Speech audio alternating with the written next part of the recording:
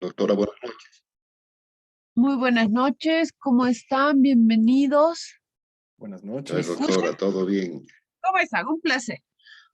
Hoy vamos a, como les había mencionado, gestionar ese 25% del 50% del trabajo final, ¿no? Volver a recalcar que por la lógica de tiempo, ¿sí? Por la lógica de la revisión, nosotros no vamos a presentar un trabajo, en el trabajo final un artículo concluido al 100%, ¿sí? En realidad sería una locura en el corto tiempo que se tiene. Lo que vamos a presentar es un esqueleto y hoy día van a presentar esa primera parte del esqueleto, ¿sí? Que equivale al 25% de su nota, ¿no? ¿Cuál es la dinámica? Sí, nos vamos a basar en 3 puntos específicos para la dinámica, ¿no? Uno, la presentación y la coherencia de su tema que hemos venido viendo. Dos, los elementos que ha considerado, ¿no? Que van a exponer. Y en una tercera etapa, por decirlo así, si alguien, ¿no? Si alguna persona quiere hacer una contribución, como en la anterior vez, ¿no? Quizá para sumar o la teoría de Álvarez, la teoría de Alves, ¿sí? Puede ayudar y colaborar, ¿no? Eso es opcional, ¿ya? Cada una, yo tengo 20 participantes en línea, ¿sí? 20 que están en lo que es la lista, ¿sí? Y bueno, vamos a trabajar con 9, ¿sí? Con los 9 primeros de la lista, pero déjenme corroborar si son los que están acá. A ver. Empezaríamos en este orden, ¿sí? A Mosquíbar, ¿sí? Arancibia se encuentra. Presente a Mosquíbar, doctora. A Mosquíbar está presente. Si usted va a ser el primero, no se preocupe. Gracias. Arancibia. No está. Barrero.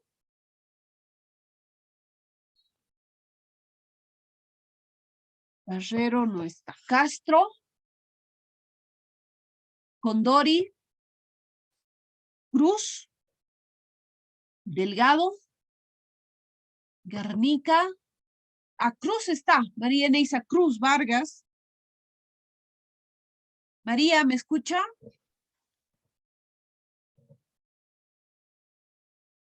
María, ¿me escucha?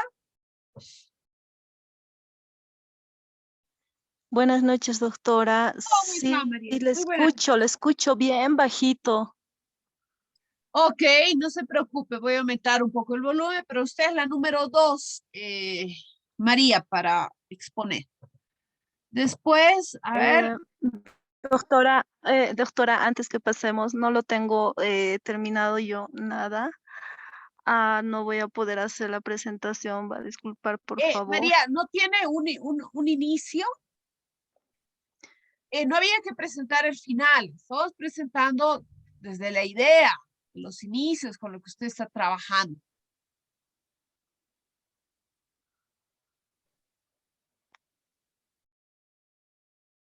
¿No tiene Hola, ni la idea, hola. María?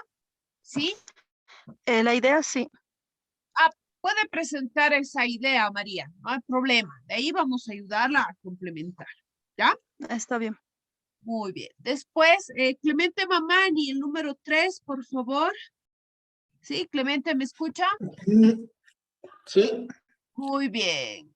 Gracias. López Terrazas, Javier. Presente, doctora. El Estoy. número 4, por favor. Sí, muchas gracias. Perfecto, gracias. Doctora, perdón, creo que se saltó mi apellido, estaba Garnica, creo que después yo era Goizueta. Sí, estoy en el orden de lo que está ingresando, no se preocupe. Ok, gracias. Aquí está, Goizueta. Muy bien, el número 5, por favor. Gracias, doctora. Después, a ver, permítame ver.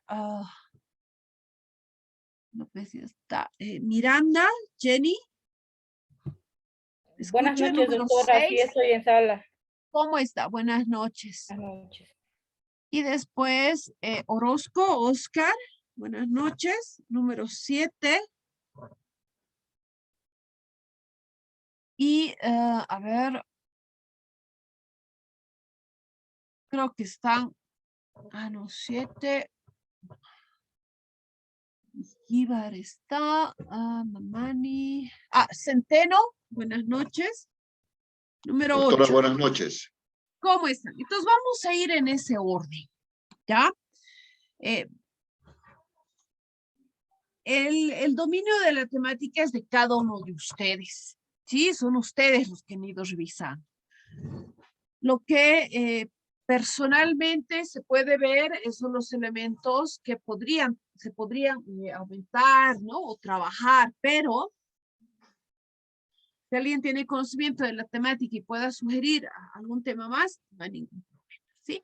Entonces comenzaremos, por favor, la pantalla ya me pueden compartir. Entonces le voy a pedir, por favor, a Ahmed Ernesto que pueda comenzar, por favor.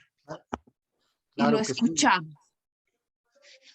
Muchísimas gracias, doctora. No sé si se puede ver la pantalla, perdón. ¿Sí se puede ver? Muchísimas gracias, doctora. Bueno, y muchas gracias, compañeros, por el tiempo y bueno, por permitirme compartir esto. Justamente en esta semana estábamos hablando con el ingeniero Centeno de las temáticas y un poco que yo ya fui cayendo en base a lo que estaba leyendo.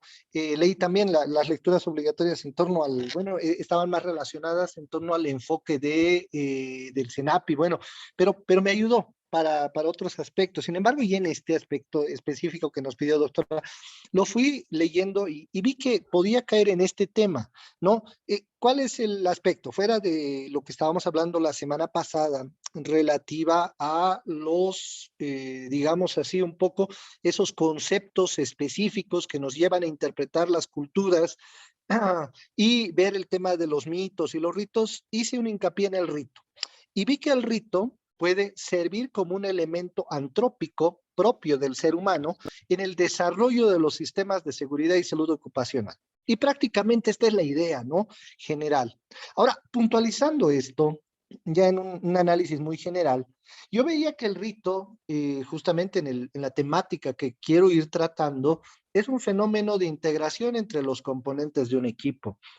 Tuve la oportunidad de revisar algunos textos de antropología relativos a estudios, por ejemplo, de muchos grupos humanos, especialmente en África, que es donde muchos antropólogos han desarrollado investigaciones. Se observa estos fenómenos de integración de la comunidad.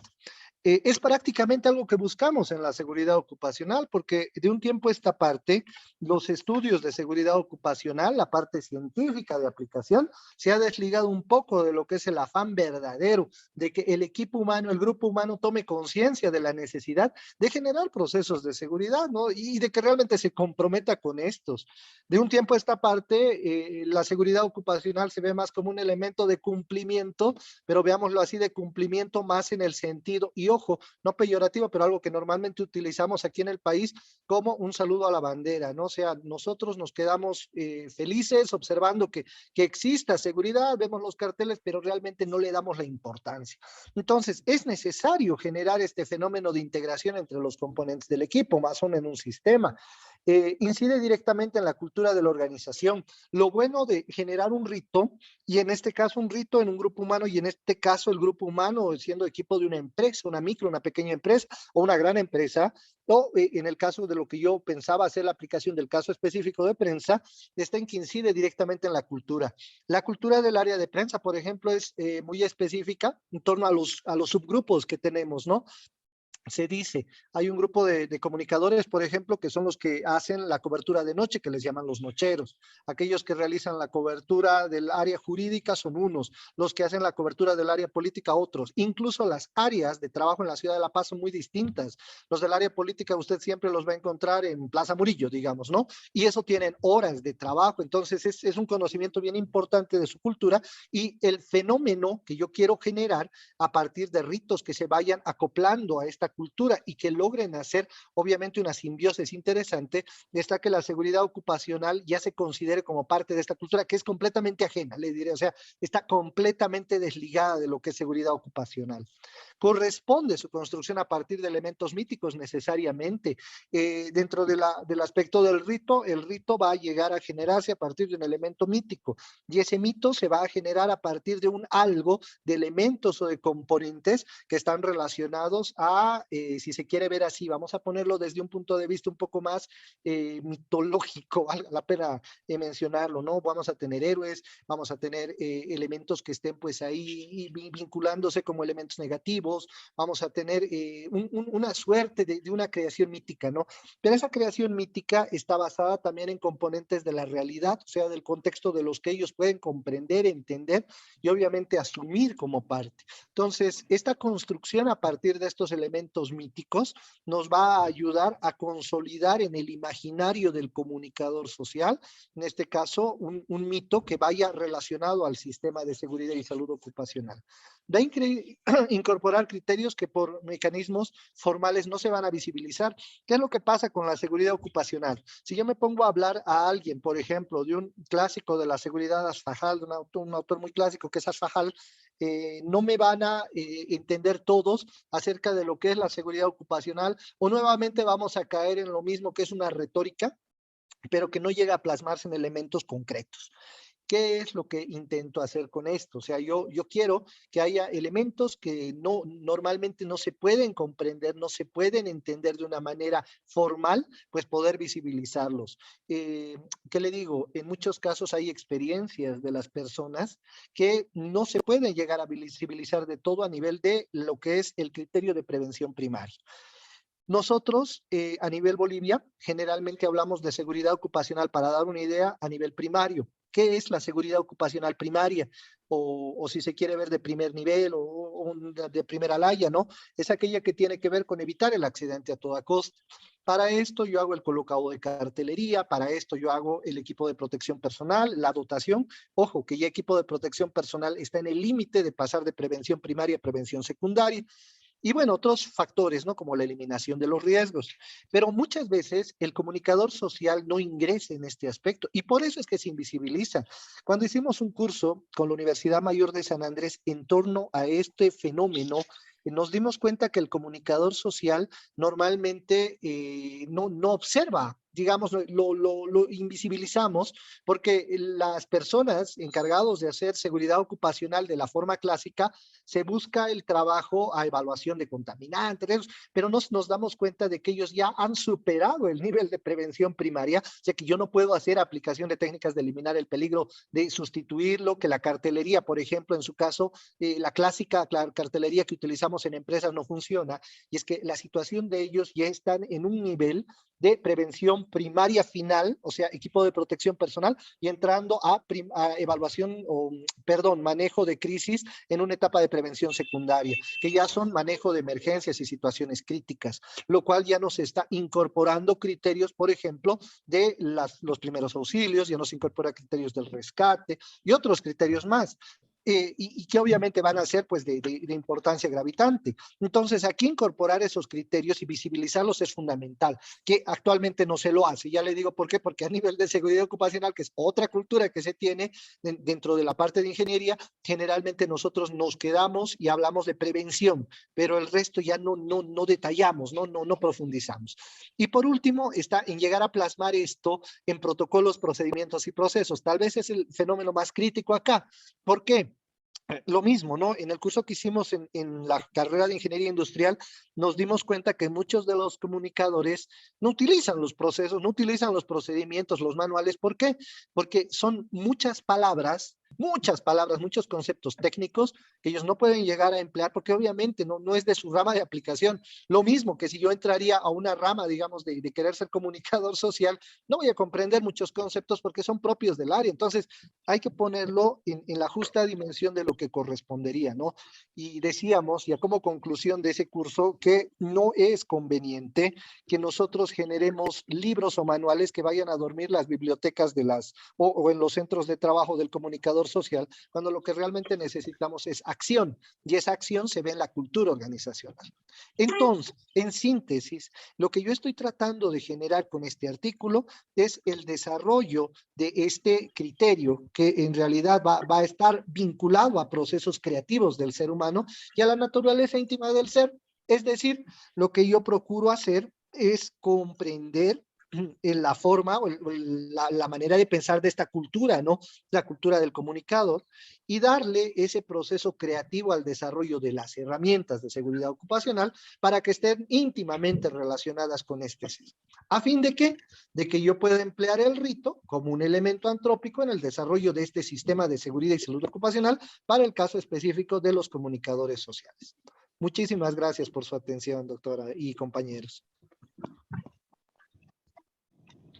Muchas gracias. Muy interesante lo que nos muestra y ese rito, ¿no? De esos elementos antrópicos. Creo que ha quedado muy claro el avance que tiene. Evidentemente va a seguir trabajando todos estos elementos que en su caso, ¿no? En su caso no se pueden especificar, ¿no? Están interconectados unos a otros porque hablamos del rito como tal y entender lo que es un rito, entender cómo este incide en el desarrollo atrópico de los sistemas de seguridad y no solo los de seguridad, sino los de salud ocupacional. Entonces tenemos un conjunto de elementos, pero que están interconectados y entonces va a ser complejo separarlos quizá, ¿no? Muy bien, muchas gracias. Muy gentil, Muchas gracias, doctora. muy gentil.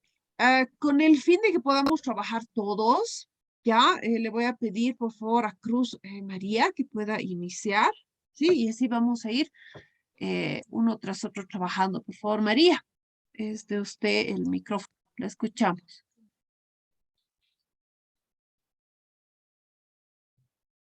Buenas noches. Buenas Estoy noches. tratando de conectarme por medio de la computadora. Va a disculpar, estoy en el campo ahorita, pero Ok, si me María. das un momentito, Preguntaremos, María, que quizá uno estoy de sus tratando de entrar un compañeros momentito, por favor, lo estoy tiene entrando. listo y usted puede presentar la próxima clase, ¿le parece? Si tiene si tiene dificultad. Por favor, por Ok, a favor, ver, porque estoy Emilio, ahorita hace buenas un momento, ahorita noches. estoy por el celular, ahorita estoy Ok, por el celular, pero no, o sea, no voy a poder compartir lo que tengo en la ya, ok, computadora. María, no hay ningún problema. A ver, vamos a preguntar quizá a Emilio Condori, buenas noches, ¿está Emilio? Buenas noches, doctora, buenas noches. ¿Cómo está Emilio? Por favor, presente su trabajo, lo escuchamos. En el momento estoy todavía en el trabajo. Yo quiero realizar la siguiente, por favor. Yo quisiera, No hay problema, Emilio, no se preocupe. por favor, por favor. No se preocupe. Ya, continuaremos con el número 3. Entonces, Clemente Mamani, por favor, sea tan gentil. ¿Se me escucha, doctora? Sí, Buenas noches. Ya. buenas noches. Bueno, voy a compartir pantalla. Comparta, Clemente. Y lo escuchamos. Listo. A ver.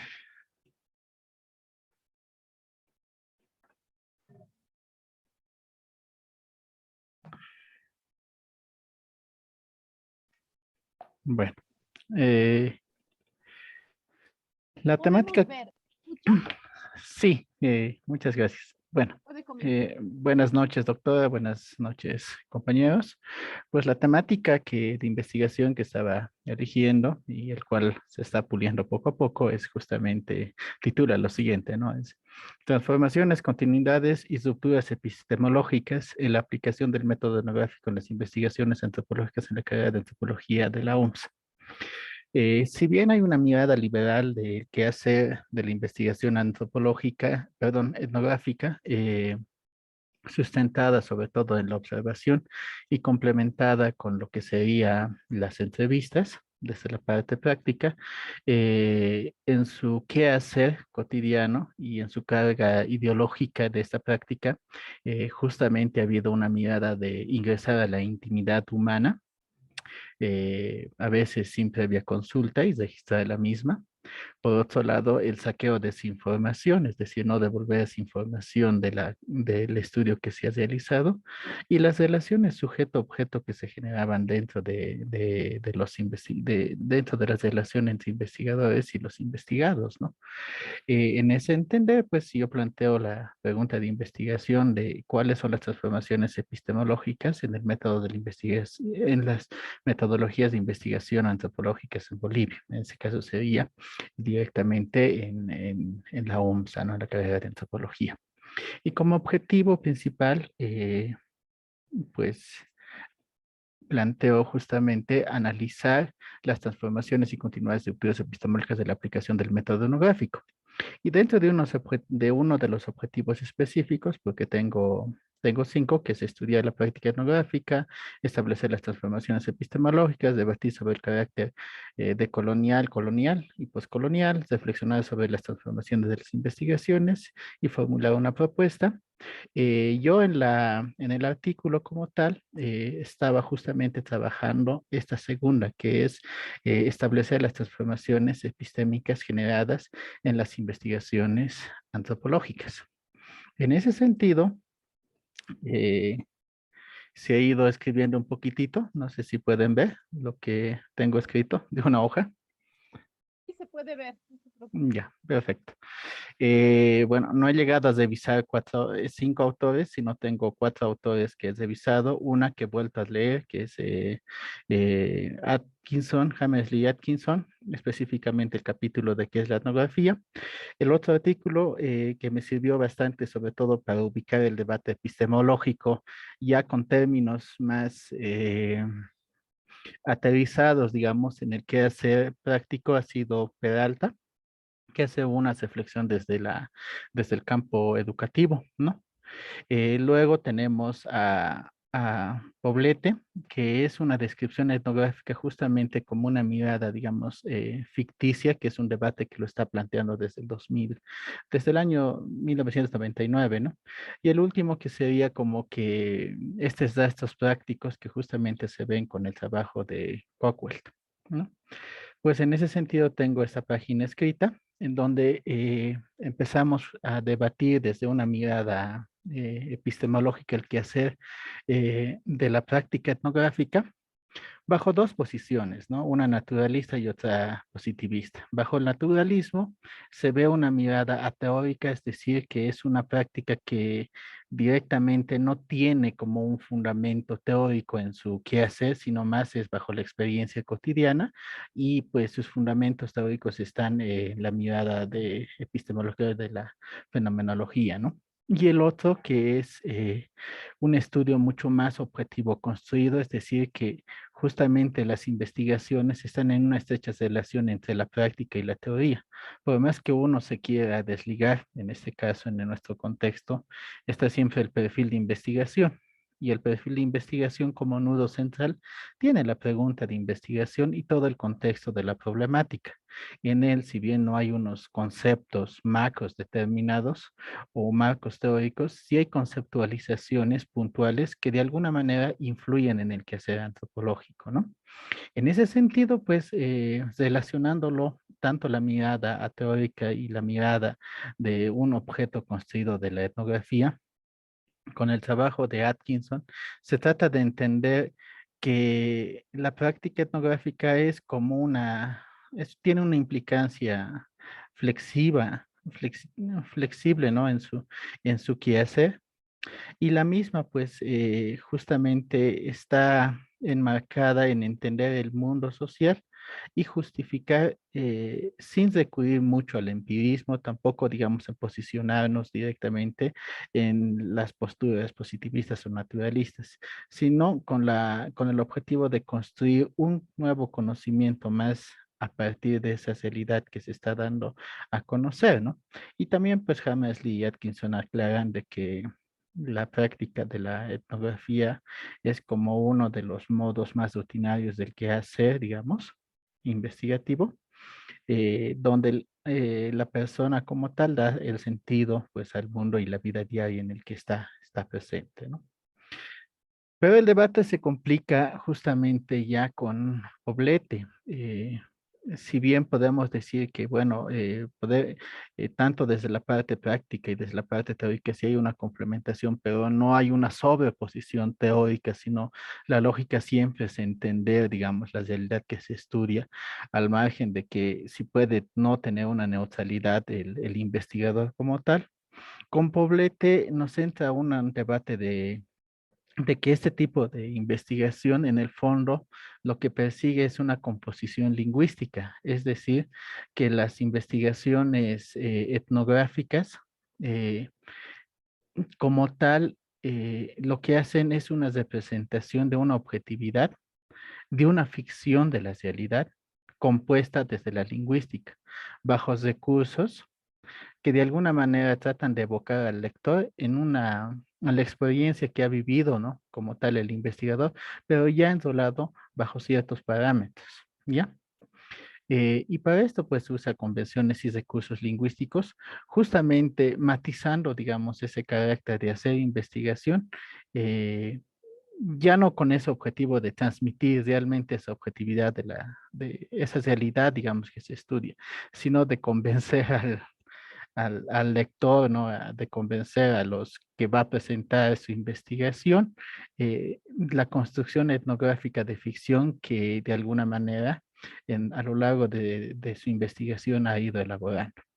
Pues ese es el avance que tengo y justamente me encuentro en esta parte del debate de la ficción. Eso sería, doctora. Muchas gracias. Muy gentil. Evidentemente, hay un recorrido, ¿no? Por recorrer, por transitar entre las diversas teorías que se ha podido captar. Me parece muy, muy interesante. Muchas gracias. Todos sus trabajos van a tener unos elementos muy importantes para el análisis posterior, ¿no? Y esa diversidad es muy importante precisamente. Y es la diversidad que nos ayuda y que nos genera toda la parte epistemológica, ¿no? Muchas gracias. Continuemos. Javier, por favor. Ya, doctora, comparto pantalla en este momento. Por favor, y lo escuchamos. Se ve pantalla, lo escuchamos. Perfecto, gracias, doctora. Bien, mi nombre es Javier López Terrazas, soy arquitecto urbanista y desde mi área precisamente estoy proponiendo este trabajo. Titula Lógicas territoriales del crecimiento urbano no planificado en la región metropolitana de Cochabamba, como sistema urbano complejo, para optimizar el desarrollo urbano municipal y regional. Parto de la siguiente premisa.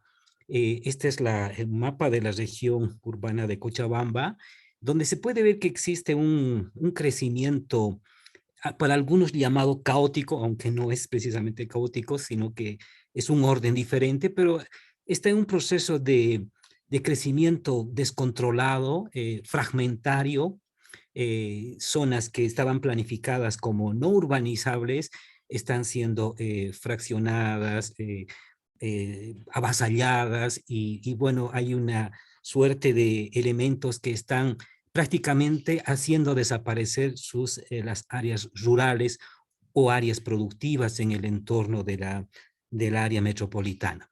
Entonces, la planificación tradicional no está pudiendo, ni regional, no existe la región metropolitana en sí, solamente a nivel de nombre, pero no hay una planificación metropolitana. Y los municipios, inclusive lo que es el municipio de Cochabamba, que es la capital, tampoco puede frenar estos procesos. Incluso el Parque Tunari está siendo también tomado, la serranía de San Pedro, y en sí muchas áreas en nuestra área metropolitana están siendo tomadas. Hay un proceso de toma de terrenos sin ningún control. Entonces, este crecimiento urbano no planificado tiene muchos efectos. Este diagrama de Ishikawa, donde podemos contar los efectos, por ejemplo, de la ocupación de suelo no urbanizable, el detrimento del ordenamiento urbano, la especulación inmobiliaria informal, la agresión al entorno natural y el deterioro de la calidad de vida de en los asentamientos que se han consolidado, y además también tanto informal como formal. En el primer caso, en la ocupación de suelo no urbanizable, tiene efectos incluso de invasión a áreas protegidas, se asientan, incluso se fraccionan áreas verdes, áreas de equipamiento, y lo peor de todo son incluso las áreas altamente productivas. Esa idea de Cochabamba como el granero de Bolivia prácticamente se ha perdido. Por ejemplo, en municipio de Quillacollo, prácticamente el 60% del área de valle ya está urbanizado. Y en pocos años creo que ya no va a existir valles en nuestra región metropolitana que sean productivos. En cuanto al detrimento del ordenamiento urbano, también tiene efectos. Hay una estructura urbana aislada, difusa, hay una inadecuada infraestructura, hay construcciones fuera de norma, hay asentamientos en áreas, en zonas de riesgo. Es el caso conocido, lo que ha ocurrido en Tiquipaya hace algunos años atrás, y incluso se asientan sin previsión de áreas verdes, áreas de equipamiento, ¿no? Calles de 5, 6 metros en urbanizaciones altamente densificadas. Hay una especulación inmobiliaria que se ha convertido en un negocio. Hay un crecimiento del mercado inmobiliario informal, hay viviendas en alquiler de baja renta, y finalmente una venta de lotes sin título de una manera indiscriminada, con peligros y con problemas incluso de aspecto legal. Hay una agresión al entorno natural, hay una contaminación ambiental, hay una destrucción del paisaje y una eliminación de la fauna, y bueno, incluso hay una cuestión de tomas de las franjas de seguridad de los ríos. Finalmente, todo esto tiene también un deterioro de la calidad de vida, hay una segmentación social, una segregación espacial, pobreza y marginalidad, y estigmatización territorial. Todos estos problemas están impactando en el desarrollo de nuestros municipios y de la misma región. Las lógicas territoriales son lógicas que determinan la estructuración y crecimiento físico de las ciudades. Son elementos que nos permiten entender por qué una ciudad crece de una manera, ¿no? y cuáles son sus causas. La lógica territorial tradicional que ha manejado la planificación siempre ha partido de la cuestión económica, el mercado de suelos, la dinámica, que tiene que ver con una cuestión formal de orden, lo regular. Ahí están los planes directores, los planos reguladores, es el crecimiento planificado.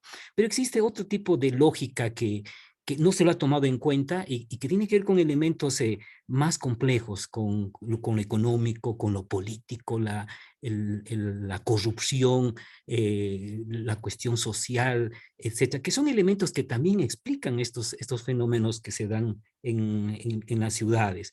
Y eso tiene que ver con una cuestión de lo irregular, la incertidumbre. Es otra lógica.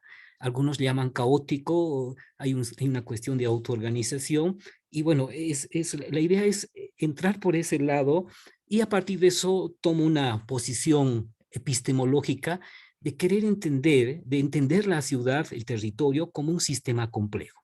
Para eso tomo como referente básico el documento de sistemas complejos de Rolando García, que más o menos nos da una pauta general de los sistemas complejos, y eso viene de el pensamiento complejo de Edgar Morin. Y a partir de entender la ciudad o el territorio como ciudad complejo, tomar estos referentes como el sistema complejo social, que lo trabaja Niklas Luhmann, el sistema complejo caótico de Ilya Prigogine, y además el sistema complejo vivo, que primero lo ha trabajado con autopoiesis Humberto Maturana y con Francisco Varela, y además ha sido complementado por Fritjof Capra. A partir de estas tres visiones epistemológicas, es querer entender estas lógicas territoriales que se dan en el área metropolitana de Cochabamba. De aquí surge que es el planteamiento del problema y los objetivos. ¿De qué manera el conocimiento de las lógicas territoriales del crecimiento urbano no planificado en la región metropolitana de Cochabamba, apoyado en la concepción del territorio como sistema complejo, puede ayudar a optimizar la planificación del desarrollo urbano municipal? Y como objetivo general es explicar las lógicas territoriales del crecimiento urbano no planificado en la región metropolitana de Cochabamba, apoyado en la concepción de territorio como sistema complejo para optimizar la planificación del desarrollo urbano regional. Son 4 objetivos concretos. El primero es caracterizar.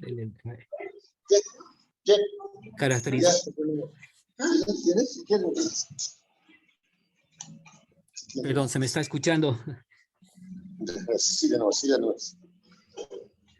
Bien, primero es caracterizar el crecimiento urbano, el segundo es analizar las lógicas territoriales y tercero proponer estrategias que pueden coadyuvar precisamente a la planificación del territorio. Eso es todo, doctora.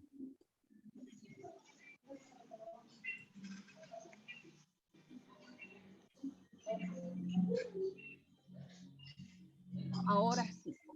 Muchas gracias. Muy gentil, muy interesante también la temática que nos ha planteado. ¿Sí? Por favor, continuamos.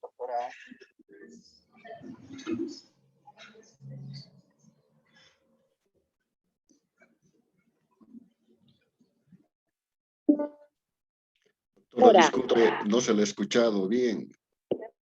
¿A quién toca? Muy bien, continuamos.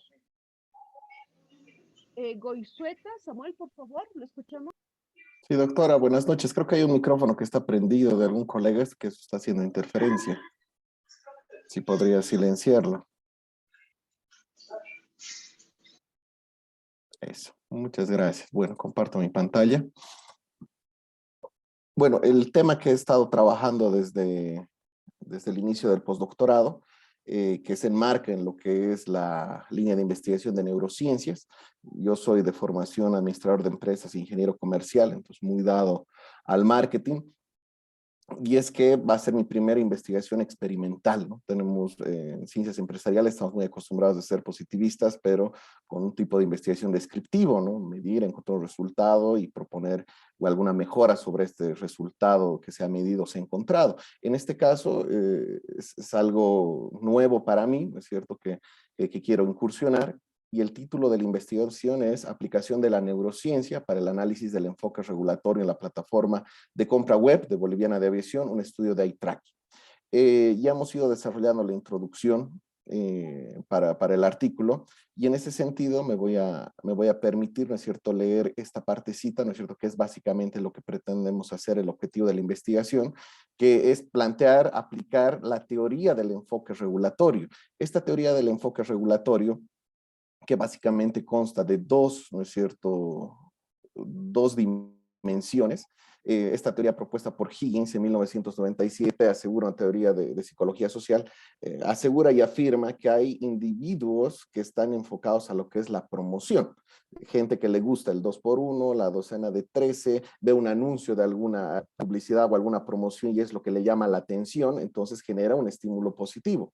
Pero por otra parte hay individuos, hay personas, según esta teoría, que están enfocadas al lado de la prevención. No les interesa la promoción, pero sino más bien la prevención, cómo pueden ahorrar, cómo se pueden cuidar del coronavirus, ejemplo, medidas, ¿no es cierto?, para, no sé, para que tu equipaje, digamos, en este caso de una aerolínea no se pierda, que básicamente Higgins lo considera como estímulos negativos. Entonces, en función de los estímulos visuales que se van a presentar, ¿no es cierto?, queremos analizar si los individuos pertenecen a un enfoque, ¿no es cierto?, o al lado de promoción o al lado de prevención.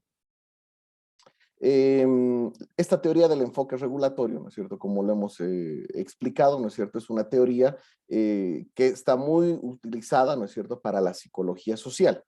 Haciendo un análisis en Scopus, buscando, ¿no es cierto?, los resultados en Scopus, se han escrito, ¿no es cierto?, en sí artículos de alto impacto, 2034 artículos, y tanto en Web of Science, más de 2700 artículos.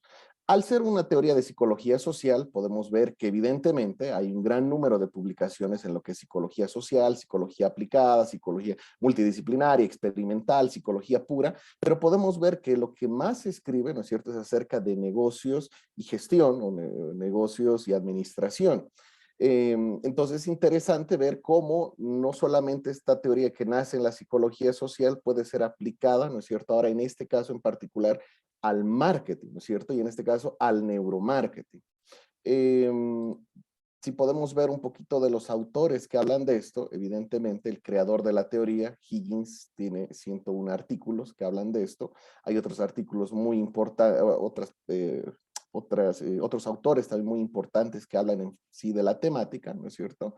Pero con la base de datos de Scopus, lo que hemos logrado hacer es un metaanálisis, ¿no es cierto?, con un acoplamiento bibliográfico, y hemos logrado generar un mapa de redes y un mapa de densidad, lo que nos permite ver, ¿no es cierto?, por un lado, ¿no es cierto?, cuáles son los autores, ¿no es cierto?, más significativos. Vuelve a salir Higgins, que es el creador de la teoría, pero por otro lado también se encuentra, ¿no es cierto?, Johnson, por otro lado se encuentra Florak, autores, ¿no es cierto?, que tienen, ¿no es cierto?, también cierta relevancia, porque podemos ver en el diagrama de redes que existen como 3 corrientes teóricas: la clásica de Higgins, una teoría en color rojo, una corriente teórica en color rojo, donde Johnson es el más representativo, y por otro lado una corriente teórica verde, ¿no es cierto?, que habla, ¿no es cierto?, de Florak, Baum, también estos autores que tienen otra corriente teórica. Entonces, hacemos la revisión de esto para poder tener una base. De todas formas, la base de la investigación, ¿no es cierto?, el sustento teórico, parte de Higgins para ya poder comenzar a analizar. Podemos ver ahí que Higgins se conecta con todos porque todo el mundo lo cita, porque es el creador de esta teoría. Entonces, hemos ido construyendo, ¿no es cierto?, la primera parte de la introducción con todo lo que dice Higgins, y en función a eso planteamos la problemática. ¿Cómo aplicar la neurociencia para el análisis del enfoque regulatorio en la plataforma de compra web de BOA a través del seguimiento ocular eye tracking? Es importante mencionar que hay diferentes formas, ¿no es cierto?, diferentes formas de aplicar la neurociencia. La neurociencia del consumidor ha sido muy difundida en este artículo de Plasman del 2015, donde Plasman habla de que hay diferentes técnicas de la neurociencia que se pueden aplicar al análisis de estímulos de marketing. El más clásico y el más sencillo, digamos, de utilizar en una primera etapa es el seguimiento ocular. De todas formas, aunque sea en sí, entre comillas, sencillo, existe, ¿no es cierto?, también un conocimiento de psicología, ¿no es cierto?, por detrás de esto. Algo que he tenido que aprender en este tiempo, ¿no es cierto?, para poder comprender los resultados que este arroja. Lo que hace básicamente el seguimiento ocular, ¿no es cierto?, es hacer un seguimiento de las pupilas, ¿no es cierto?, ver, ¿no es cierto?, a dónde la persona mira en el momento, ¿no es cierto?, que se le pone un estímulo visual. Ese es un tipo, ¿no es cierto?, de dispositivo para aplicar lo que es la neurociencia al marketing. Pero también tenemos el electroencefalograma, podríamos tener también lo que es la misma resonancia magnética, el sensor de respuesta galvánica de la piel, diferentes dispositivos que se pueden aplicar. ¿Por qué yo me he animado a esto? Porque ahora, para hacer un experimento, ¿no es cierto?, de esta magnitud, se necesita tener los dispositivos. Los dispositivos son caros. Gracias a Dios y por suerte, ¿no es cierto?, yo trabajo en la Universidad Privada del Valle, donde tenemos un laboratorio muy bien equipado a lo que es neuromarketing, que no se le está dando uso. Y ahí también, ¿no es cierto?, la razón por la cual quiero entrar a esto, para poder utilizar, ¿no es cierto?, y hacer una primera investigación, ¿no es cierto?, a nivel científico con esto. Los dispositivos tienen un costo que oscilan desde los $25,000 hasta los $100,000, los más caros. Entonces también es algo novedoso, porque no todos, ¿no es cierto?, pueden acceder a hacer un experimento en un laboratorio con dispositivos de estas características. Bueno, básicamente luego de identificar, ¿no es cierto?, lo que es el problema, ¿no es cierto?, planteamos, ¿no es cierto?, las hipótesis. En este caso, las hipótesis han sido formuladas en base a la teoría del enfoque regulatorio, que hemos explicado que es esta de Higgins, pero también estoy pensando que también seguramente vamos a necesitar plantear otras hipótesis con otras teorías. Hay una teoría, la teoría del comportamiento planificado de Axen, ¿no es cierto?, que es una teoría clásica de psicología social, que también va a permitir, ¿no es cierto?, el poder generar un cuestionario. Ahora les voy a mostrar. También seguramente voy a tener que utilizar algunas variables o indicadores de la que es la teoría de la aceptación de la tecnología, del TAM, de Davis. Entonces, Estas teorías también van a respaldar, yo creo que esto también se va a ir puliendo y construyendo en función de lo que vayamos avanzando el proyecto. Se formulan 3 hipótesis, ¿no es cierto? La primera hipótesis, existirá una mayor atención de los sujetos hacia los anuncios que se ajusten con el enfoque regulatorio, o sea, cuántos son de promoción y cuántos son de prevención, ¿no es cierto? Y en función de cuánto tiempo generan atención, porque lo que el seguimiento ocular va a hacer este dispositivo, va a medir por un lado cuánto tiempo uno ve la imagen y cuánto atiende, pero también qué es lo que más le ha emocionado o qué es lo que más le ha llamado la atención. Una hipótesis 2, existirán diferencias entre el comportamiento de cliqueo de los sujetos hacia los anuncios cuando se cumple el ajuste regulatorio. Cuando hagamos el experimento, hay que ver a dónde cliquean las personas, ¿no es cierto?, al momento de tratar de realizar una compra de un pasaje aéreo.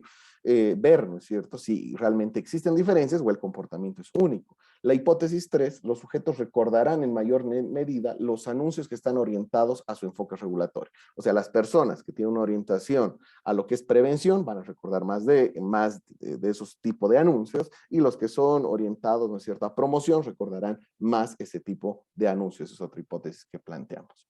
Les explicaba, ¿no es cierto?, que dentro de lo que es el soporte teórico, hacemos la triangulación en una primera instancia, que hay que construir un mayor soporte teórico, pero de los 3 principales exponentes, ¿no es cierto?, de la aplicación de la teoría del enfoque regulatorio, que está tanto Higgins, está Florak y Hartman, y por otra parte está Lana, Chuxian y Johnson, ¿no es cierto?, con estos sus artículos.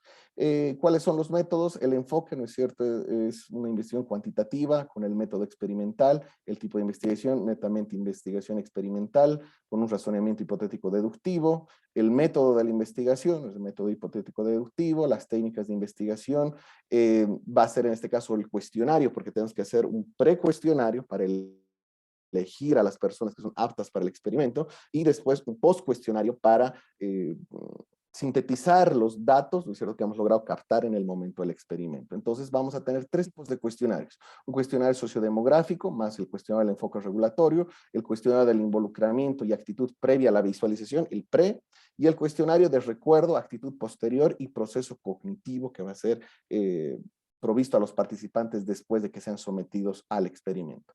El diseño experimental, hemos decidido en una primera instancia, vimos en un anterior módulo cuando presentamos, se planteaban ser solamente 100 experimentos. Vimos que para poder publicar en una revista de alto impacto, casi todas oscilan entre los 120 y 150, nos vamos a arriesgar un poquito más y queremos llegar a 200 participantes. La muestra contrabalanceada, 100 hombres, 100 mujeres, con 2 grupos experimentales.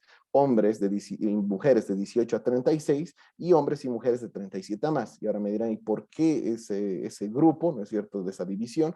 Porque según los datos de Boliviana de Aviación, la edad media de las personas que compran un pasaje aéreo es de 37 años. Entonces hacemos la división en 2 grupos heterogéneos para poder tener una muestra contrabalanceada. ¿Dónde vamos a hacer este experimento? En el Laboratorio de Neuromarketing, Universidad Privada del Valle.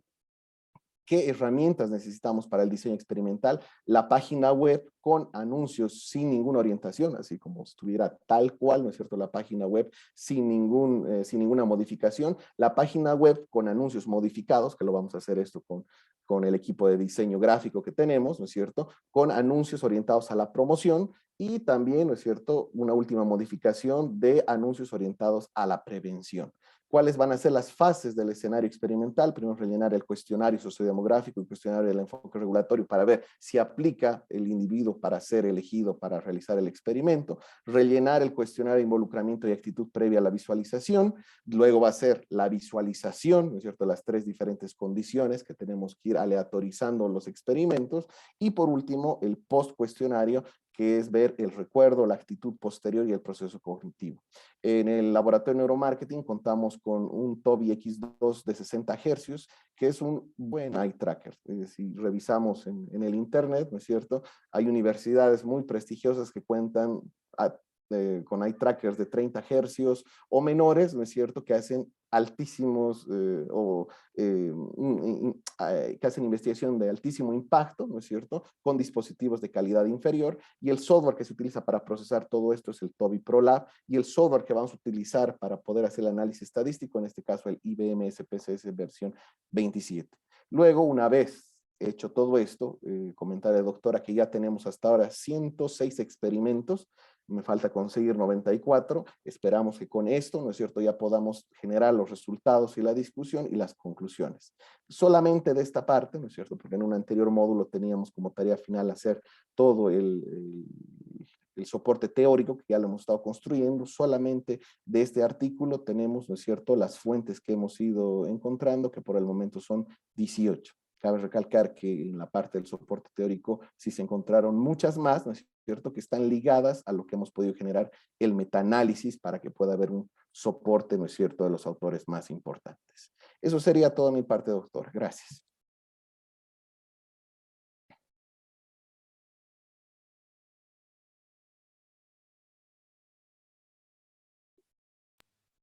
Muy bien, el micrófono está rebelde hoy conmigo. Muchas No se gracias. preocupe, se escucha. Muy interesante el sistema de análisis que ha trabajado. Muchas gracias. A usted, doctor. Jenny Miranda, por favor, la escuchamos. ¿Puede comenzar? Jenny. Buenas noches, sí, doctora.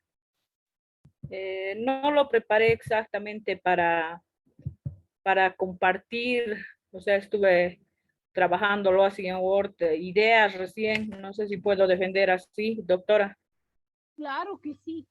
El soporte en el cual presente su trabajo no tiene ningún impacto en la evaluación, no se preocupe. Escuchamos y lo oímos.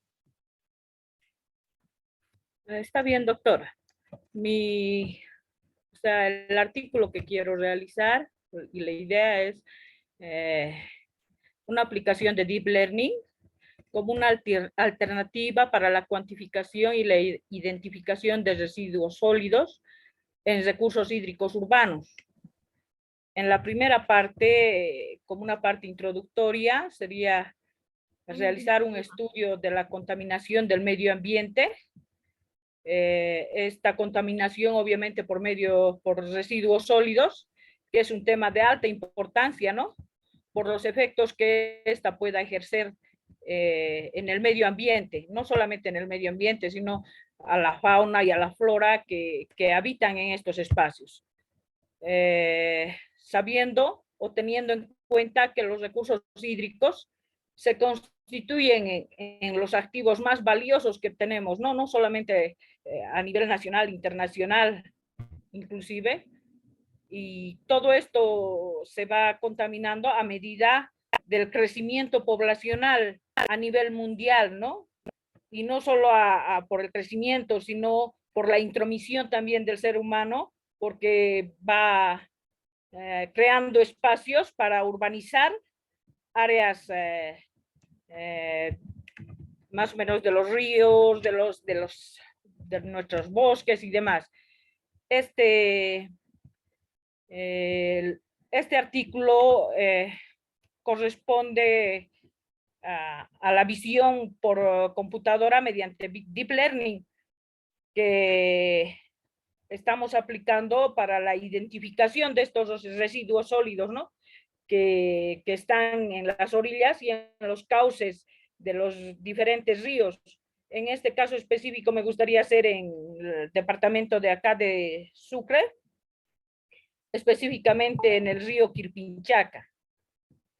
Este estudio obviamente permitiría una manera o fuera una herramienta importante para los procesos de control ambiental y desarrollo urbano inteligente, ¿no? Teniendo además como objetivo el buscar posibilidades, no solo posibilidades, sino métodos para cuantificar estos residuos sólidos y qué tipo de residuos sólidos existen en esos recursos hídricos. El problema que he podido ver es el monitoreo que aún no existe, ¿no? De los ríos para ver la contaminación. Obviamente en nuestra literatura científica indexada encontramos varias obras desde los años 60 más o menos donde se aplican fundamentalmente métodos estadísticos y matemáticos y no así estas nuevas herramientas de inteligencia artificial, se podría decir. Y para esto yo quisiera aplicar precisamente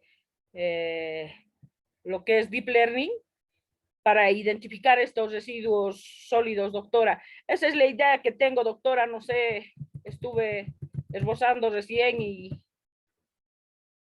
eso es todo, doctora.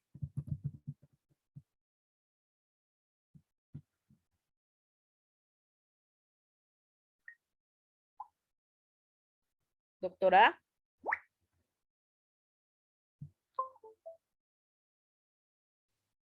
Sí, Jenny, muchas gracias. Estamos, el micrófono me está rebelde el día de hoy, como mencionaba. Muchas gracias. Sí, Jenny, evidentemente el trabajo que usted plantea tiene muchos elementos para poder usarlos, ¿no? Nos ha mencionado varios componentes, varios elementos que quizá, yo no he revisado el tema, como usted lo está viniendo revisando y como lo va a profundizar poco a poco, quizás sea mejor tomar un solo elemento para profundizarlo aún más, ¿no? Al contrario de sus anteriores colegas, ¿no? Que se puede visualizar de manera general, sin revisar la teoría, ¿no? Yo no he revisado ninguno de los temas a profundidad que han revisado sus señores. Se puede ver que hay varias interconexiones y una red de hilado que necesariamente se tiene que trabajar. Pero en su caso, podemos observar que podría tomar elementos específicos, ¿no? De trabajo, ¿no? Elementos específicos del trabajo como tal, ¿no? Eso puede ayudar evidentemente a poder seguir trabajando. Es una posibilidad. Quizá incluso le ayudaría, ¿no? A poder profundizar ya en una sola temática para poder trabajar, ¿no? Y profundizar.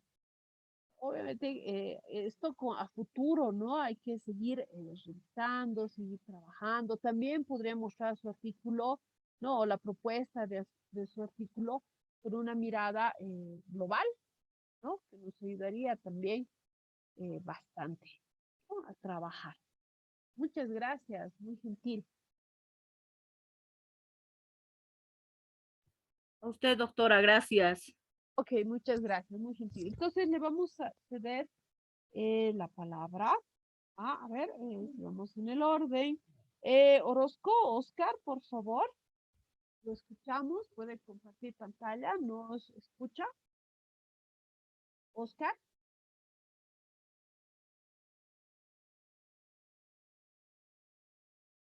Oscar, ¿nos escucha?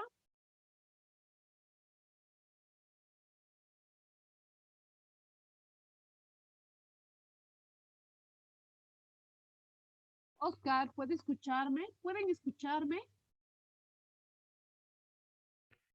Sí, la escuchamos, doctor. Muchas gracias. Oscar Orozco está. Quizá tiene algún problema con el audio. A ver, vamos a pasar a otra persona. Mario. Sí, doctora. Mario, Buenas noches. Buenas noches, por favor. Voy a intentar compartir mi pantalla. Muchas gracias.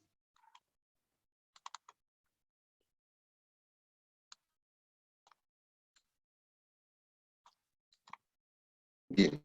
Ok, lo podemos ver y escuchar atentamente. Gracias, doctora. Buenas noches, colegas. Lo que pretendo desarrollar como artículo es el estudio integral para la concreción del principio in itinere en la normativa de los accidentes laborales en Bolivia. Siguiendo la lógica que usted nos ha planteado y de las lecturas que recomendadas, obviamente pienso desarrollar bajo el esquema propuesto por usted, que es el más conocido y el desarrollado. Bien, como introducción, quiero mencionar lo siguiente. ¿Qué son los accidentes laborales in itinere? Son aquellos accidentes ocurridos en el trayecto entre la casa del trabajador y su medio laboral. Estos actualmente cuentan con una reglamentación en la seguridad social, pero no están reglamentados. De manera de que cuando el trabajador le ocurre un accidente de esta naturaleza, tropieza con que no está reglamentado y obviamente no está también en la Ley de la Seguridad y Salud Ocupacional emanada por el Ministerio de Trabajo. En ese sentido es de que la seguridad y salud ocupacional está constitucionalizada en el artículo 46 de la Constitución Política del Estado. Luego podemos bajar de que el año 1979 se emana el decreto ley 16998, que es la ley de seguridad y salud ocupacional en el país. O sea, el país cuenta lo que se llama con una ley. Sin embargo, para entrar a realizar el artículo es necesario la búsqueda de información primaria, secundaria.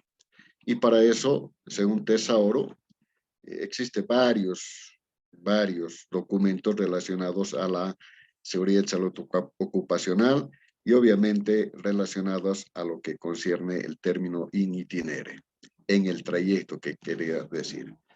Entonces, en ese sentido es de que las líneas de investigación basadas en Tesauro están dadas en el derecho laboral, accidentes de tránsito, seguridad de transporte, medidas de seguridad, daño emergente, seguridad vial. Y de esa manera nosotros podemos ver que la disciplina o ciencia que está enmarcada, va a estar enmarcado el artículo, está referido a la ingeniería industrial, a las ciencias sociales humanas, como también a lo que viene a ser derecho, porque es fundamental que se conozca. Y en ese sentido es de que lo que pretendo también trabajar en la parte de materiales y métodos es la valoración normativa tomando en cuenta la pirámide de Kelsen. Como ustedes bien saben, la parte superior está dada por la Constitución Política del Estado. Sin embargo, como bien está especificado, encima de la Constitución Política del Estado están los tratados internacionales. Y a raíz de aquello tenemos 3 acuerdos internacionales que el país se basa sobre la seguridad y salud ocupacional. En primer lugar, la Organización Internacional del Trabajo, que nace el año 1919 y el país es fundador justamente de esta organización. En esa medida es de que también el país, a través de los procesos de integración, pertenece a 2 bloques, que es la Comunidad Andina de Naciones y al Mercosur.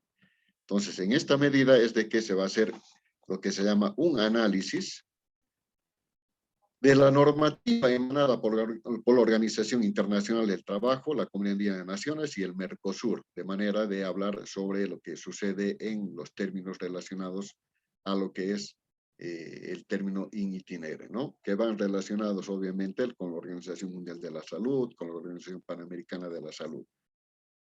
Y para que entremos en contexto, el instrumento relacionado al OIT referente a los accidentes laborales, el convenio 121, menciona que Bolivia ratifica el acuerdo 121 con la Organización Internacional del Trabajo, mediante la ley 2120 del 11 de septiembre del año 2000.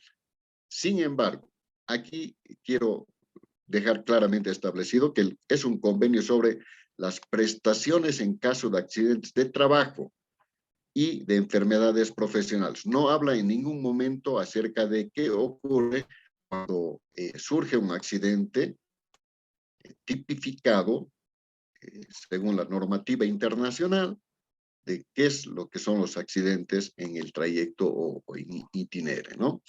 Entonces, la Organización Internacional del Trabajo recomienda lo siguiente. Señala que este tipo de accidentes no en todas las legislaciones está incluida dentro de lo que es los accidentes de trabajo, como es en Canadá, Perú, Polonia, Reino Unido, por lo que no hay necesidad de notificación de accidentes de trayecto hacia su empleador. Pero en otros países ya está superado y se incluye el accidente de trayecto, como viene a ser España, Francia, Brasil, Argentina. Y esto lo saco, obviamente, de Rivera Chumacero, que es parte una de las de lo que es bibliografía. Como hemos podido ver en Tesauro, existe bastante bibliografía. ¿Qué es lo que quiero hacer? Me tengo que plantear lo que se llama una pregunta de investigación y digo, ¿no?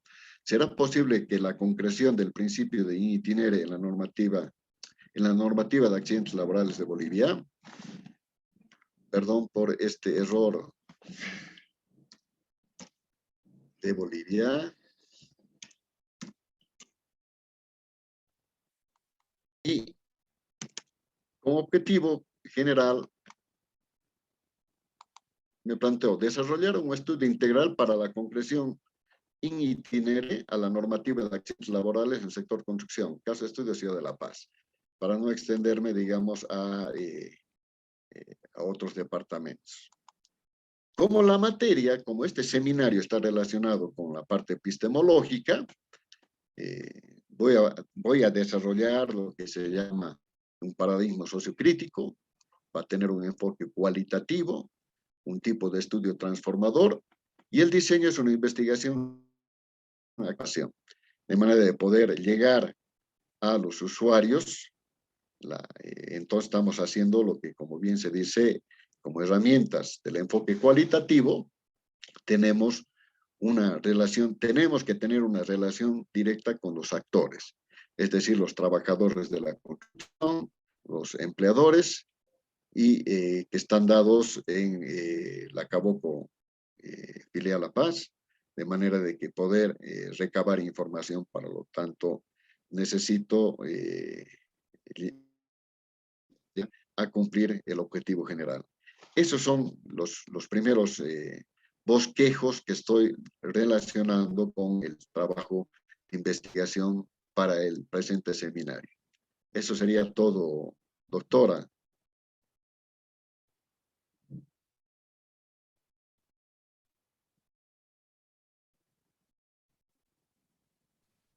Muchas gracias. Muy gentil, muy interesante la pirámide que está construyendo, evidentemente, ¿no?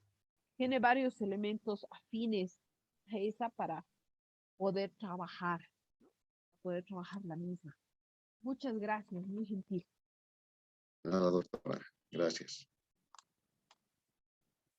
¿Hay alguien en sala que quiera presentar? Estamos.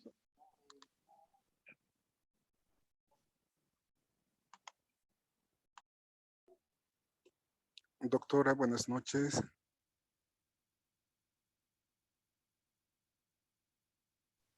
¿Cómo está? Buenas noches. Por favor, puede presentar, Daniel. Escuchamos. Doctora, quería pedirle si es la posibilidad que pudiera presentar la próxima clase. Estoy yendo al hospital en este momento. Tengo que nebulizar. Hasta mañana, el jueves, estaría ya sin ningún problema, por favor.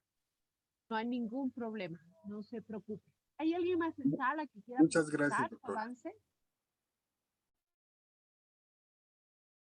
¿Alguien en sala? Muy bien. Entonces, hoy hemos tenido 6 presentaciones. La próxima semana, este jueves, van a tener que presentar los demás. Recuerden que el 50% del trabajo final, esta presentación equivale al 25%. ¿Sí? Es muy, muy importante que hagan esta presentación previa. ¿Sí? Muy importante. Lizzy, ¿qué hace la presentación? Doctora, buenas noches. No sé si podría. Claro que sí. Escuchamos. Presente, por favor. Bueno, lo mío es algo simple, ¿no es verdad? Es algo sencillo, sin complicaciones. Espero que esté dentro de lo que usted nos dijo. Bueno, es más o menos lo que he más o menos entendido que se tenía que hacer. Entonces, no he avanzado totalmente. Aún me falta. Les voy a compartir la pantalla, por favor.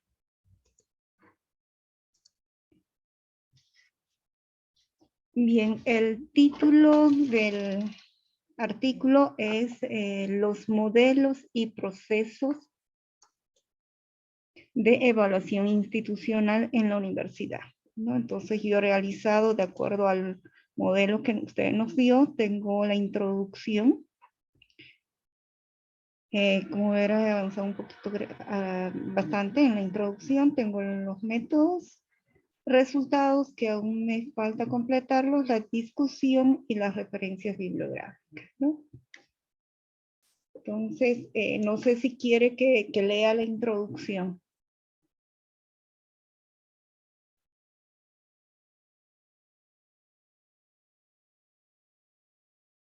Doctora. ¿Leo la introducción, doctora? Sí, la escuchamos. Presente, por favor. Ok. Entonces la introducción nos dice, la universidad, al ser una institución social, cuya función es la de preservar, desarrollar y promover la cultura de la sociedad mediante la formación de profesionales, está presente en los procesos económicos, sociales y políticos del país. Además, es desafiada por el avance y los cambios que se han registrado en distintos ámbitos como la política, la economía, las finanzas, el arte, el desarrollo científico, tecnológico y otros. Para superar estos desafíos que se suscitan en torno a la universidad, es necesario mejorar la calidad de la educación, el seguimiento y mejoramiento continuo de la institución universitaria a través de un sistema de evaluación.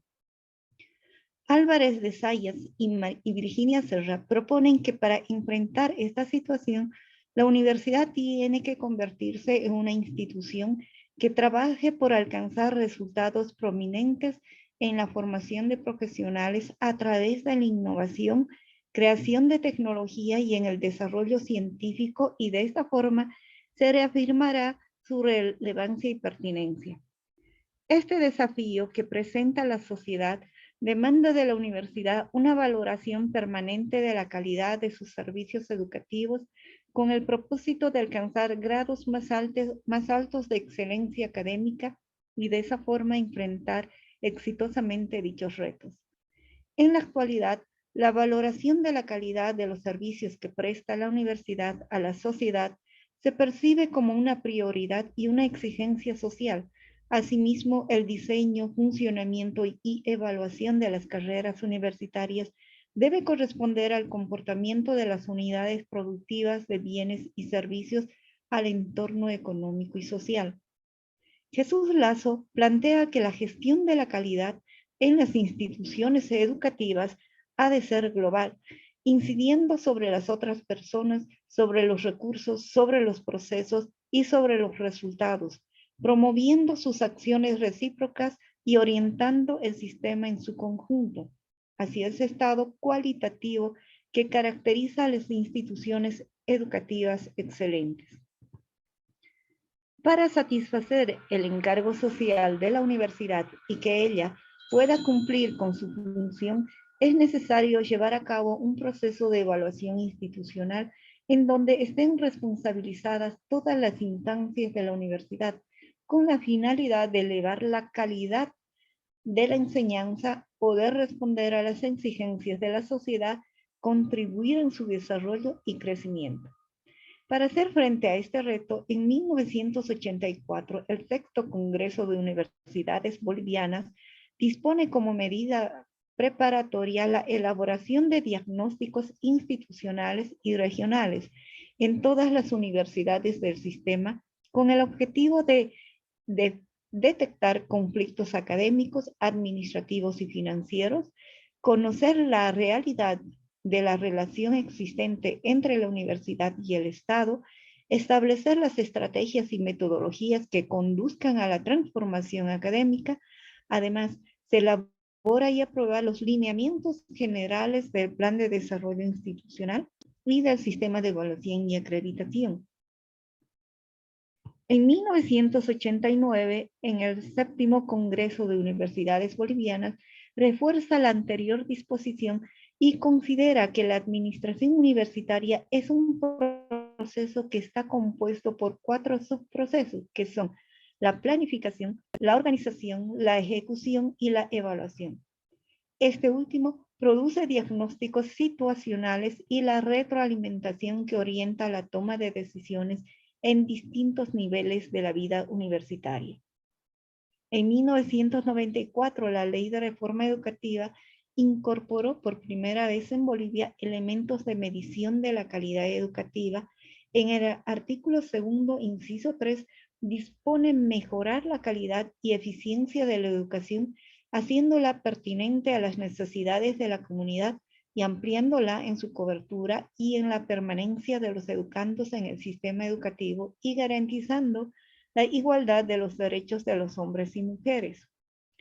En el capítulo 4, en su artículo 20, dispone que el organismo central de coordinación de la Universidad Boliviana, según el artículo 185 de la Constitución Política del Estado, elaborará el Plan Nacional de Desarrollo Universitario en función del desarrollo económico, social y cultural, cuyos objetivos deben responder al desarrollo de la investigación, la docencia, la extensión y la difusión cultural, como funciones sustantivas de la educación superior, así como la optimización de la eficiencia y la calidad de la educación superior y la adecuación de sus actividades a las necesidades de desarrollo nacional y regional. Asimismo, en el artículo 21, dispone se cree el Sistema Nacional de Acreditación y Medición de la Calidad Educativa, SINAMED, que será administrado por el Consejo Nacional de Acreditación y Medición de la Calidad Educativa, CONAMED, como ente autónomo y especializado, el cual certificará la medición de la calidad de la educación y la acreditación de los programas e instituciones educativas públicas y privadas de cualquier nivel en un proceso permanente y de constante renovación, cuya instancia técnica es el Sistema Nacional de Medición de la Calidad, SINACAL. Como respuesta a la promulgación de esta ley, el sistema de la Universidad Boliviana rechaza la misma en los artículos referidos al SINAMED, al CONAMED y al CIMECAL, ya que los mismos vulneran los artículos 185 y 187 de la Constitución Política del Estado, en la cual se dispone que las universidades públicas son autónomas. Por tanto, las instancias creadas por la Ley 1565 violan la autonomía universitaria. Asimismo, esta ley lanza un desafío a las universidades bolivianas para responder a las necesidades sociales de las distintas actividades económicas que se desenvuelven en la región, con el fin de contribuir en el desarrollo del país. Además, manifiesta en el capítulo 4, artículo 20, que la universidad tiene la capacidad de elaborar, aprobar, evaluar y acreditar sus planes de desarrollo académico e institucional. En este sentido, en el 8º Congreso de Universidades Bolivianas, asumió llevar adelante el proceso de acreditación con sus componentes de autoevaluación y evaluación para lograr atender las necesidades de la formación de recursos humanos de alto nivel. Además, se crea como parte de la estructura orgánica del CV la Secretaría de Planificación, Evaluación y Acreditación a nivel nacional, con el objetivo de elaborar el Plan Nacional de Desarrollo Universitario. Además, en cada universidad se crea la Dirección de Planificación, Evaluación y Acreditación con el propósito de planificar, ejecutar tareas de autoevaluación, evaluación externa y acreditación académica. Por tanto, el sistema de evaluación y acreditación de la Universidad Boliviana se constituye en el elemento fundamental que permitirá demostrar la calidad de la producción universitaria, expresada en términos de eficiencia y eficacia, plasmados en los diagnósticos, y orientará la toma de decisiones en sus planes de desarrollo respondiendo a las necesidades de la comunidad. Es así que a partir del 9º Congreso Nacional de Universidades Bolivianas entra en funcionamiento el Sistema Nacional de Evaluación y Acreditación de la Universidad Boliviana, administrado por el Comité Ejecutivo de la Universidad Boliviana, CV, mediante su instancia especializada la Secretaría Nacional de Autoevaluación Externa y Acreditación al interior del sistema de la Universidad Boliviana.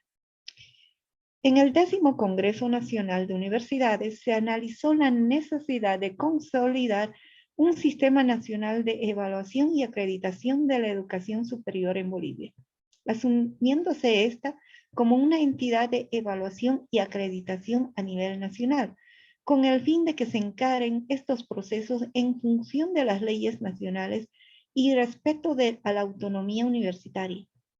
La Secretaría Nacional de Evaluación y Acreditación del CV, a partir de la gestión 2003 al 2009, priorizó las tareas de formación de recursos humanos, el fortalecimiento institucional y de la investigación evaluativa, además de la elaboración del Reglamento General de Evaluación y Acreditación de Carreras de la Universidad Boliviana y su marco de referencia para la evaluación institucional externa.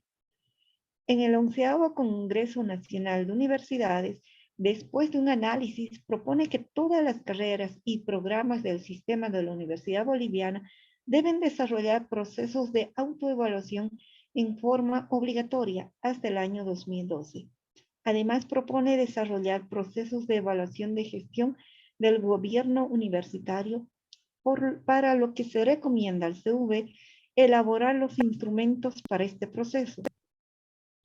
En el 10º Congreso Nacional de Universidades se efectúan modificaciones y actualizaciones del Reglamento General de Evaluación y Acreditación de Carreras y o programas del sistema de la Universidad Boliviana.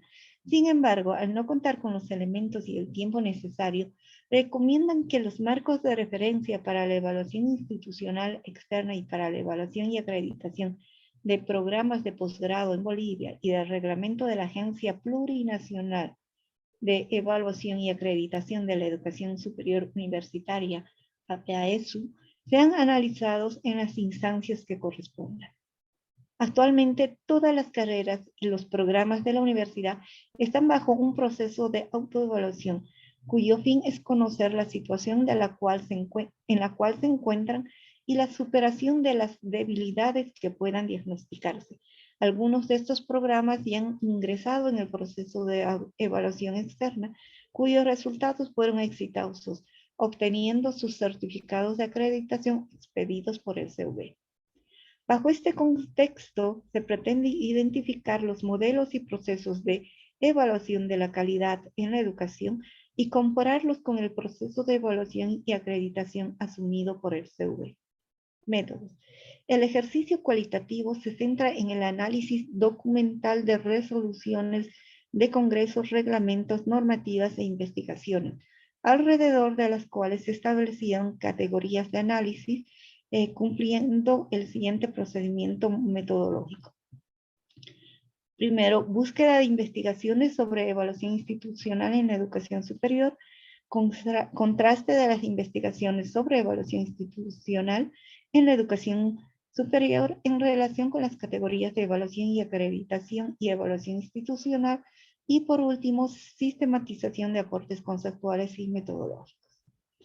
Bien, aún me falta terminar el tema de sistematización de los resultados, y en la discusión pretendo recién abordar los diferentes artículos que se tienen en torno a la temática de evaluación y acreditación, ¿no es verdad? Y hacer una discusión, un aporte crítico de comparación en cuanto al tema que estoy abordando. Y bueno, en cuanto a las referencias bibliográficas, básicamente están constituidas sobre todos los congresos de la Universidad Boliviana que se han estado asumiendo y algunas leyes que ha emitido el gobierno nacional. No sé qué le parece hasta el momento el avance del artículo. No sé si está enmarcado en lo que tendríamos que haber hecho como tarea.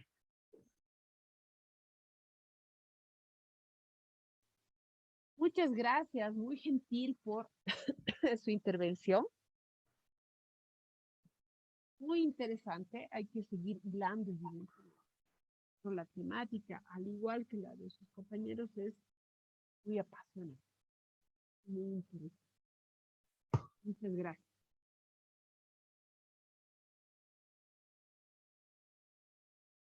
a ver. ¿Quién más desea intervenir? ¿Estamos?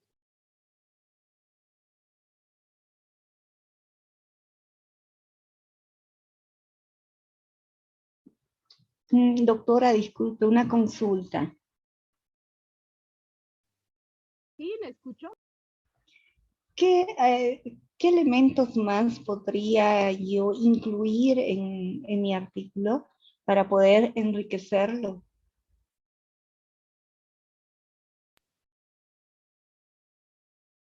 Estos elementos MRDI son la estructura básica.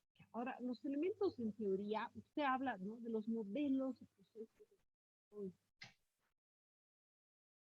Quizá la sugerencia sea que hable de, hay dos posibilidades, hable de todos los modelos que hay y las características, las ventajas que cada uno de ellos presenta. O hable de un modelo en específico. ¿Sí? En este caso, usted tiene las dos posibilidades. Ya una profundización teórica la va a llevar a elegir uno de esos dos caminos. Pero la misma lectura, la misma revisión la va a obligar a ver de forma general esos modelos y procesos, o elegir solamente uno y empezar a desarrollar.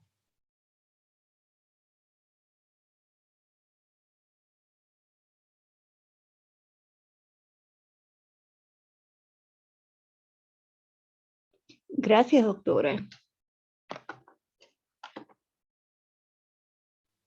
Muchas gracias. ¿Alguien más quiere presentar su trabajo?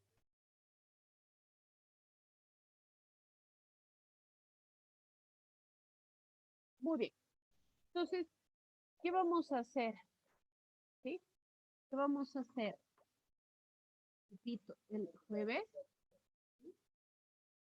deben presentar, ¿no? A ver, creo que alguien está escribiendo, denme un segundo.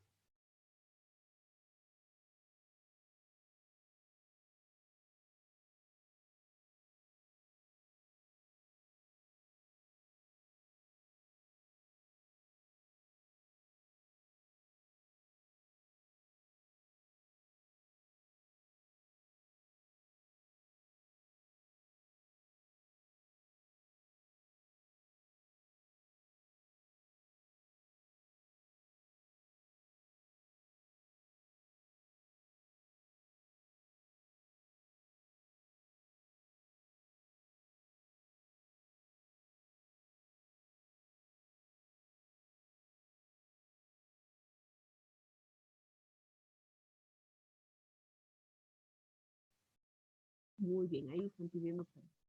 Entonces, ¿qué vamos a hacer? El jueves vamos a continuar con esta presentación. Les recuerdo que es muy importante que ustedes puedan visualizar y inicien el trabajo. Inicien el trabajo. Esto porque si no empezamos a escribir, no lo vamos a hacer bien. Y el medio en el que presenten el trabajo, es PowerPoint, Word, no tiene el valor per se. La importancia está en el inicio. Muy bien. Entonces, muchas gracias. Nos vemos el día jueves. ¿Sí? Muchas gracias. Hasta luego, que les vaya muy bien. Buenas noches, doctora. Buenas noches, colegas. Buenas noches, doctora. Gracias. Buenas noches.